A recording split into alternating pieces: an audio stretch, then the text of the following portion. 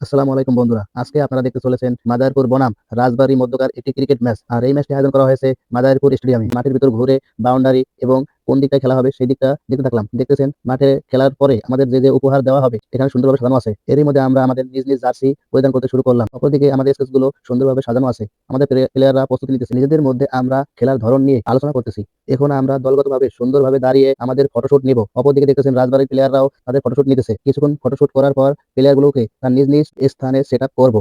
আর এই পুরো দায়িত্বটি পালন করতেছেন মাদারপুর সদর সাব রেজিস্ট্রার মোহাম্মদ আমির হোসেন। এভাবেই স্যারের তত্ত্বাবধানে কিছুক্ষণ পর্যন্ত দুই দলেরই ফটোশুট নেওয়া হলো। ক্যামেরাম্যান একটু ধীর স্থির ভাবে অনেকক্ষণ যাবত আমাদের ফটোশুট নিলেন। ক্যামেরাম্যান এখন এক এক দলকে ফটোশুট নেওয়ার জন্য বললেন। প্রথমে মাদারপুর দল এবং পরে রাজবাড়ী দলের ফটোশুট নিলেন। এখন টসের মধ্য দিয়ে আমাদের খেলা শুরু হয়ে গেল। প্রথমে ব্যাটিং পেলেন রাজবাড়ী জেলা। টসে হেরে ফিল্ডিং পেয়ে আমরা নেমে গেলাম মাঠে। এখন আমাদের দলীয় অধিনায়ক আমাদের ফিল্ডিং সেট আপ করবেন। এজন্য আমরা সকল প্লেয়ার মাঠের ভিতরে মাঝখানটা চলে গেলাম।